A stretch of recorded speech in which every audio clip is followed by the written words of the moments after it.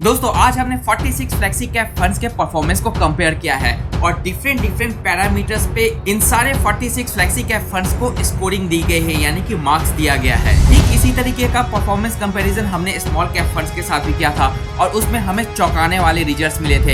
इसलिए आज की वीडियो में भी मैं अपने फेवरेट फंड्स या तो पब्लिक के फेवरेट फंड्स के बारे में बात नहीं करूंगा और हम लोग हर फंड्स को स्कोर करेंगे। हमारे देश का एक ऐसा फेमस फ्लेक्सी कैप फंड है जिसको कि आज परफॉर्मेंस कंपैरिजन के बाद में उसके स्कोर्स के अगेंस्ट में उसे बॉटम रैंक मिला है। और हाँ दोस्तों, आज का वीडियो लास्ट तक देखिएगा क्योंकि आज जो रिजल्ट्स हैं वो भी चौंकाने वाले हैं। जय हिंद दोस्तों, मेरा नाम है अभिषेक। वीडियो को लाइक करें, चैनल को सब्सक्राइब करके नोटिफिकेशन बेल को दबाना ना भूलें ताकि हमारी सारी वीडियोस आप तक सबसे पहले पहुंचे। तो दोस्तों चलिए आज के परफॉर्मेंस कंपैरिजन को शुरू करते हैं। इसके लिए मैं आपको अपने लैपटॉप पे लेके चलता हूं। तो दोस्तों इस पर्टिकुलर एक्सेल शीट में मैंने जितने भी हमारे देश में फ्लेक्सी कैप है उन सारे फ्लेक्सी कैप का यहाँ पे डेटा डाउनलोड कर लिया है। यहाँ पे आप देख सकते हैं क्या कि हमारे देश में टोटल 70 फ्लेक्सी कैप हैं। अब इन्हीं फ्लेक्सी कैप में से हम ऐसे फ्लेक्सी कैप को हटा देंगे जिनका रिस्क फैक्टर हमारे पास नहीं है, और इनका रिस्क फैक्टर हमारे पास में इसलिए नहीं है क्योंकि ये सारे फ्लेक्सी कैप 3 साल पुराने नहीं हैं। इसलिए जो भी फंड्स 3 साल पुराने नहीं होते हैं उनका रिस्क फैक्टर हम लोग नहीं निकाल सकते हैं।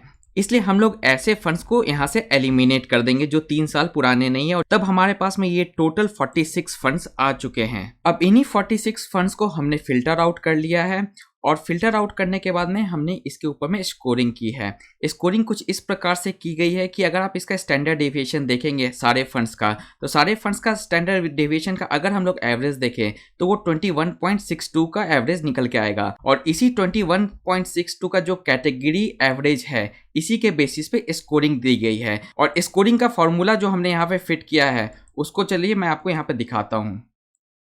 तो यहाँ पे आप देख सकते हैं क्या कि अगर जिस भी फंड का जो वैल्यू है स्टैंडर्ड डेविएशन का अगर 21.62 से कम है तो उसे ग्रीन सेल में रखा गया है। जिस फंड का भी स्टैंडर्ड डेविएशन 21.62 से लेकर 23 के बीच में है तो उसे येलो सेल में रखा गया है, और जिस फंड का भी स्टैंडर्ड डेविएशन 23 से ज्यादा है उसको रेड सेल में रखा गया है। तो इसी फॉर्मूला के बेसिस पे ये सारे सेल्स डिफाइन किए गए हैं, ग्रीन, रेड एंड येलो। अब इसके ऊपर से जो हमने स्कोरिंग दी है वो कुछ इस प्रकार है कि अगर जो भी फंड का अगर ग्रीन सेल है तो उसको 10 आउट ऑफ 10 पॉइंट्स दिए गए हैं, जिसका भी रेड सेल है उसको 8 आउट ऑफ 10 पॉइंट्स दिए गए हैं, और जिस फंड का भी येलो सेल है तो उसको 9 आउट ऑफ 10 पॉइंट्स दिए गए हैं। तो इसी के बेसिस पे सारे फंड्स का यहाँ पे स्टैंडर्ड डेविएशन का स्कोर दिया गया है। इसी के बेसिस पे अगर इनके शार्प रेशियो का स्कोर देखा जाए तो शार्प रेशियो का जो कैटेगरी एवरेज निकल के आ रहा है वो 0.7 का निकल के आ रहा है, और इसी 0.7 के बेसिस पे हमने यहाँ पे स्कोर सारे फंड्स को दिए हैं। और जो भी फॉर्मूला हमने सेट किया है वो आप स्क्रीन पर देख सकते हैं, और उसी तरीके से यहाँ पे हर फंड्स को उसके बीटा के अगेंस्ट में भी स्कोर दिया गया है। जो अल्फा का हमने स्कोरिंग दिया है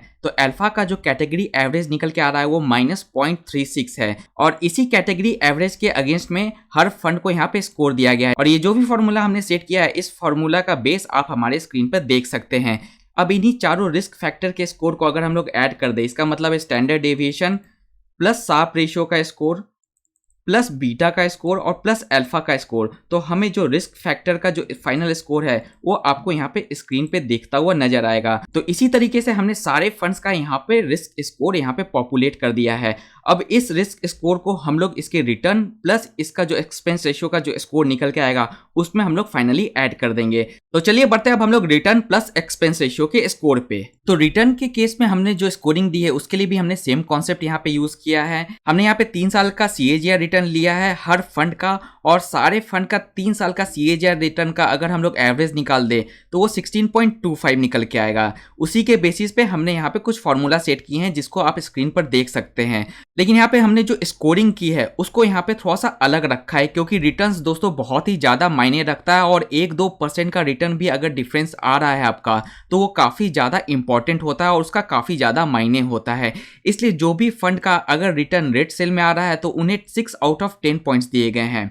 जिस फंड का भी अगर रिटर्न येलो सेल में आ रहा है तो उन्हें 8 पॉइंट आउट ऑफ 10 दिए गए हैं, और जिस फंड का भी अगर रिटर्न ग्रीन सेल्स में आ रहे हैं तो उन्हें 10 आउट ऑफ 10 पॉइंट्स दिए गए हैं। तो इसी तरीके से हर फंड को यहाँ पे 3 साल के CAGR रिटर्न के बेसिस पे उसका स्कोर यहाँ पे आपको दिखता हुआ नजर आएगा। अब बात करते हैं एक्सपेंस रेशियो के स्कोरिंग मेथड की। तो एक्सपेंस रेशियो का अगर हम लोग इस पूरे फ्लेक्सी कैप के कैटेगरी एवरेज अगर हम लोग देखें तो जो एक्सपेंस रेशियो है वो 0.94 का निकल के आएगा।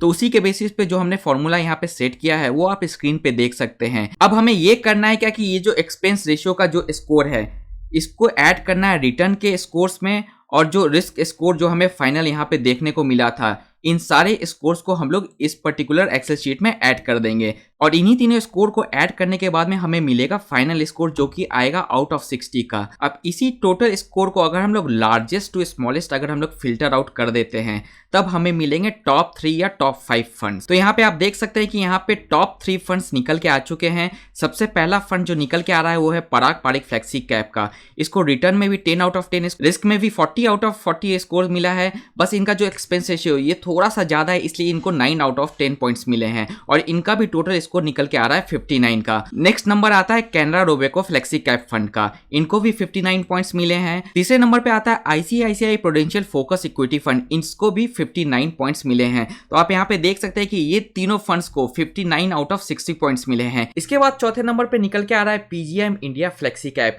इसके पॉइंट्स भी रिटर्न में इसको 10 पॉइंट्स मिले हैं, एक्सपेंस रेशियो में भी 10 पॉइंट्स मिले हैं।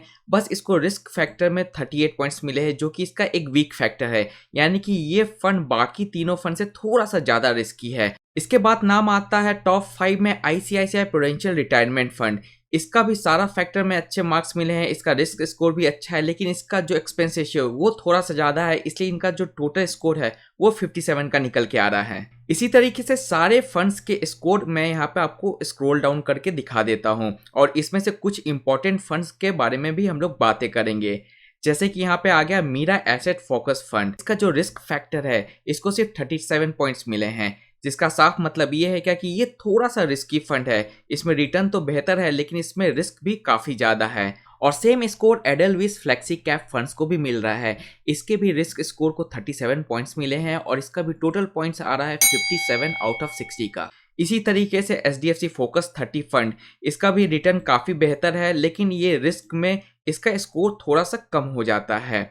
उसी तरीके से बात करें एसबीआई फोकस का, तो इसका रिटर्न भी एवरेज है, ये रिस्क भी एवरेज है, और इसका एक्सपेंस रेशियो भी एवरेज है। अब थोड़ा आगे बढ़े तो हमें दिखता है कोटक फोकस्ड इक्विटी फंड, इसका रिटर्न भी इसको एवरेज मार्क्स मिले हैं, रिस्क में भी इसको सिर्फ 36 पॉइंट्स मिले हैं, यानी कि ये और भी ज़्यादा रिस्की है। उसके बाद नंबर आता है Nippon India focus equity fund, इसको बस रिटर्न इसके काफ़ी अच्छे हैं, लेकिन इसका जो रिस्क फैक्टर है वो काफ़ी ज़्यादा है, और इसका जो मैनेजमेंट फ़ी है यानी कि एक्सपेंस रेशियो वो भी काफ़ी ज़्यादा है।